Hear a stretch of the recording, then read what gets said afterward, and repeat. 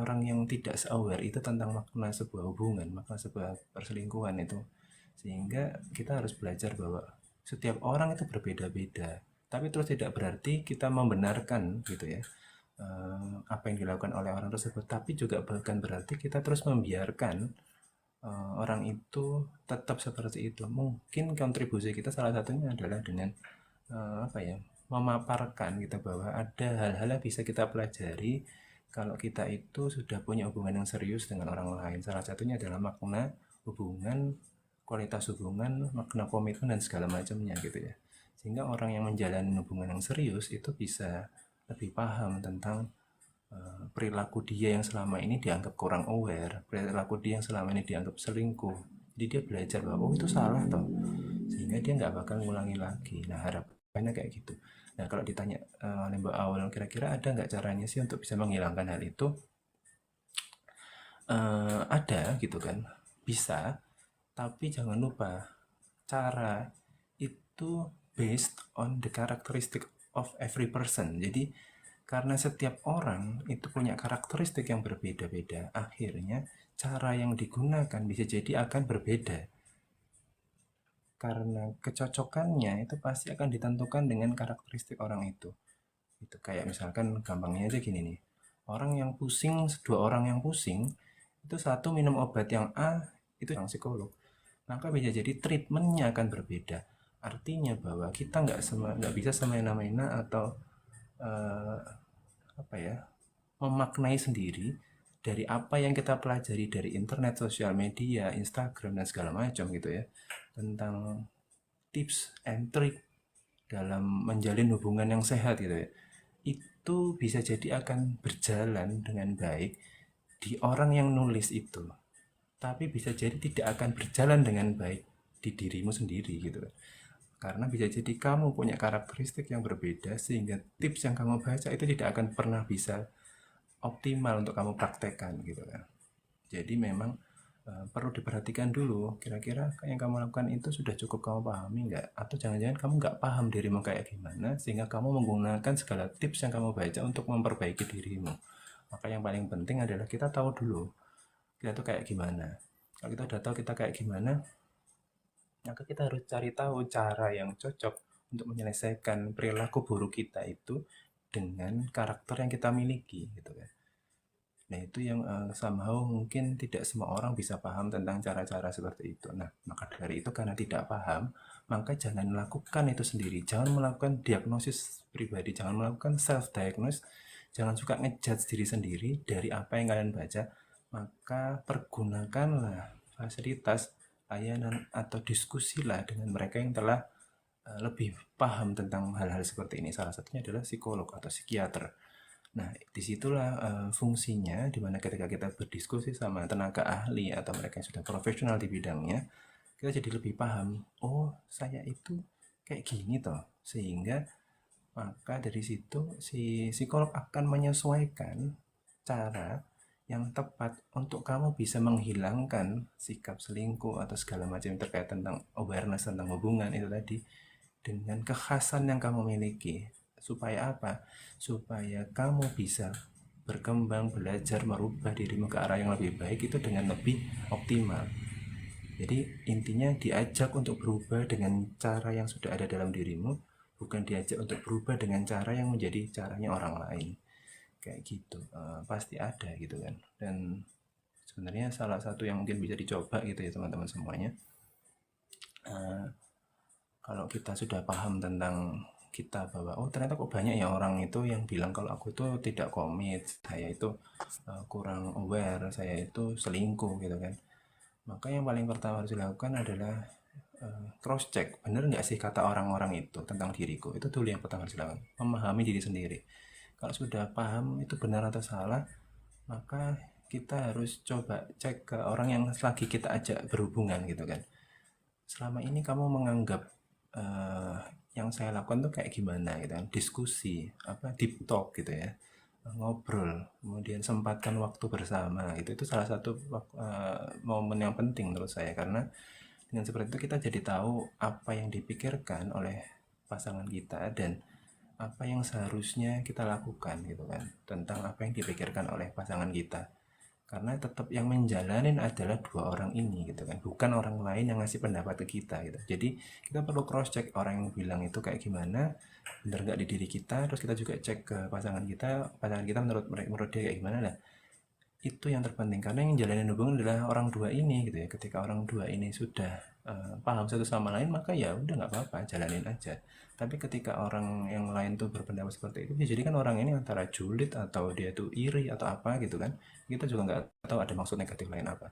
Tapi kalau ternyata itu betul bahwa yang disampaikan oleh orang lain tuh sinkron dengan apa yang dirasakan oleh pasangan kita, maka kita harus benar-benar berubah untuk bisa memperbaiki diri kita. Kenapa? Karena jangan lupa bahwa hubungan itu bersifat dua arah. Selingkuh itu merupakan satu hal yang awalnya mungkin kita nggak tahu, sekarang kita jadi tahu bahwa itu menyakiti orang lain, dan kita nggak harus melakukan itu setiap hari, dan kita harus berubah untuk memperbaiki itu. Kayak gitu teman-teman semuanya. Mungkin ada tanggapan dari saya mau coba undang juga. Nggak ada ya? Suara aku kedengaran nggak, Mas? Oke, silakan Aul. Kedengeran. Karena ini agak berbeda sih pertanyaannya, tapi mungkin ada sangkut pautnya gitu mengenai orang-orang yang haus validasi gitu, Mas.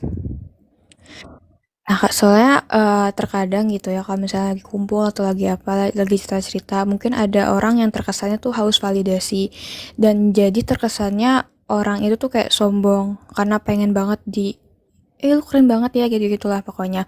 Nah, kalau dari pandangan psikologi sendiri tuh kayak gimana sih, Mas? Dan kalau dari orang awam seperti kita, gimana cara kita menanggapi orang-orang kayak gitu, Mas? Jadi maksudnya semacam dia butuh haus akan pujian gitu ya, benar ya, bahasa lainnya. Iya, betul, Mas. Jadi memang ini jadi ini ya, kelebihannya kita kalau berarti di Berbinar Heroes Studio, di acara Berbinar pada malam hari di live TikTok, kita bisa ngebahas apapun, nggak ter apa ya, nggak terkotak dalam topik yang lagi dibahas aja gitu. Jadi kita bisa ngebahas apapun selama itu memang jadi pertanyaan yang bikin kamu jadi lebih baik, ngerasa lebih nyaman, dan itu bisa menginspirasi orang lain, maka kita bisa bahas itu. Dan beda sama yang satunya, versi live Instagram, dimana kita ada topik yang udah fix gitu ya guys. Kalau menanggapi tentang yang disampaikan oleh Kak Aul gitu ya, bahwa memang ada orang-orang yang dengan karakteristik seperti itu, dimana dia memiliki kemungkinan gitu kan, bahwa dengan dia itu memperoleh pujian dari orang lain, dia memiliki kepuasan tertentu dengan dirinya gitu ya. Artinya bahwa kepuasan yang dia rasakan itu bisa jadi muncul karena dia butuh itu untuk bisa menjalani hari-harinya kan, karena ada orang-orang tertentu untuk bisa apa ya, bisa step by step menjalani hidup itu ada energi yang dibutuhkan, dan nggak semua orang bisa menemukan energi atau motivasi itu dari dalam dirinya sendiri. Sehingga ketika orang itu memperoleh pujian dari orang lain, atau dia memperoleh validasi dari orang lain seperti kata Mbak Aul tadi, maka dia akan jadi lebih termotivasi untuk menjalani hari-harinya. Nah, permasalahannya sekarang, jika itu berlebihan, maka itu yang akan jadi sebuah problem di lingkungan sekitar kita. Problem seperti apa? Problemnya yang pasti adalah menimbulkan ketidaknyamanan gitu ya. Ada beberapa orang yang merasa tidak nyaman dengan orang-orang yang apa ya, kelihatan banget pengen dipuji gitu kan, kelihatan banget pengen divalidasi gitu kan.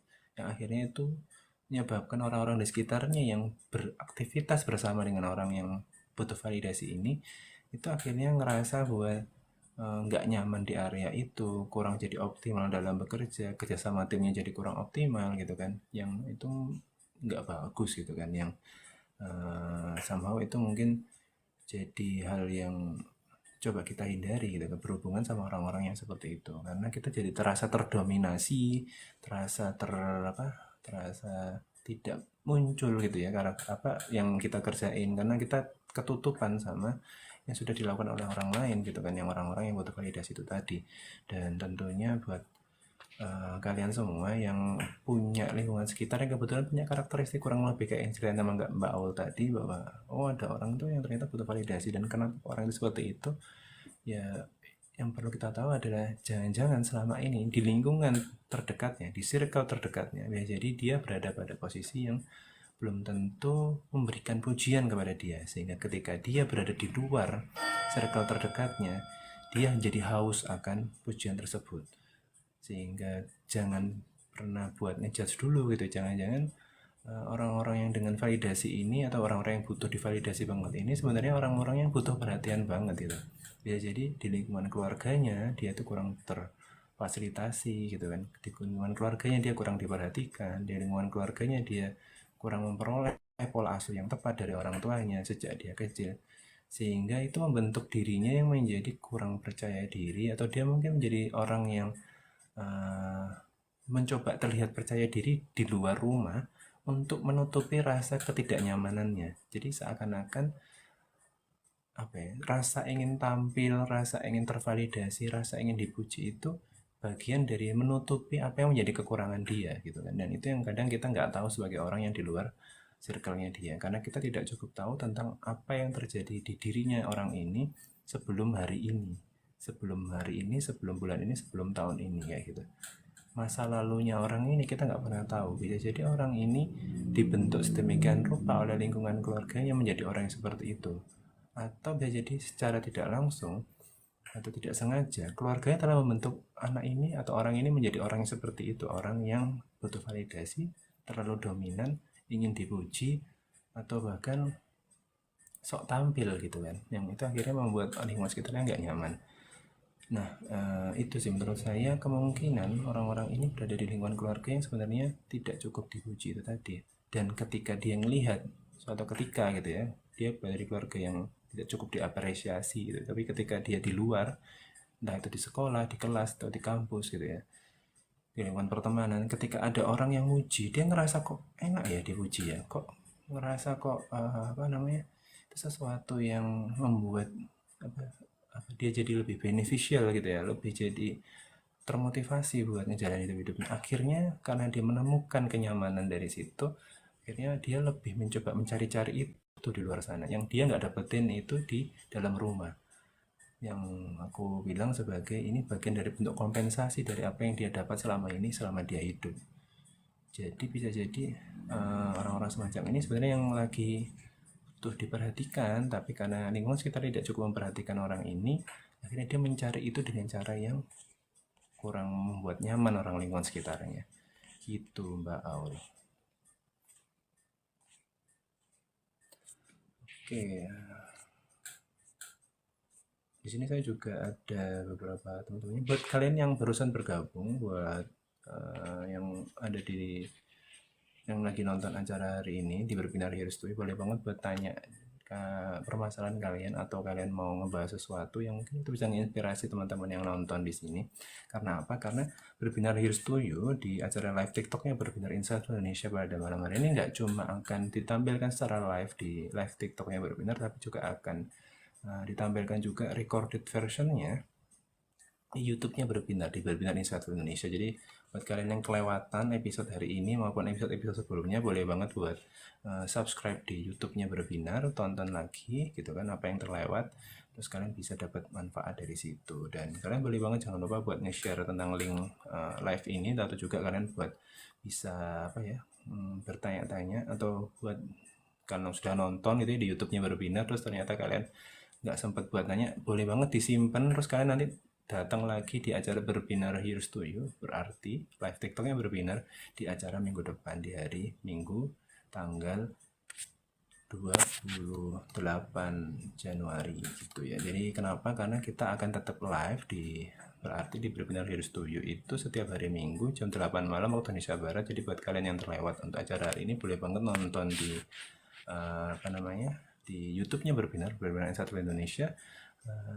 Dan kalian boleh banget buat simpan pertanyaan kalian, tanya nanti waktu sesi live TikToknya lagi di edisi minggu depan, di episode di tanggal 28 Januari 2024 gitu. Buat kalian yang tadi ngerasa relate dengan pertanyaan tentang perselingkuhan, atau yang tadi barusan kita bahas tentang butuh validasi, atau kalian berada di lingkungan orang-orang yang sok dominan, atau kalian ngerasa orang ini tuh tidak cukup nyaman segala macam, bisa kita bahas lagi di edisi minggu depan, di edisi berikutnya. Kenapa? Karena kebetulan berbinar Here's to You atau berarti atau live TikTok berbinar ini kita hanya 30 menit ya guys. Jadi ketika kalian tahu ini sebentar banget dan kalian ngerasa benefitnya dapat dari acara ini, jangan lupa buat tonton terus di setiap minggunya.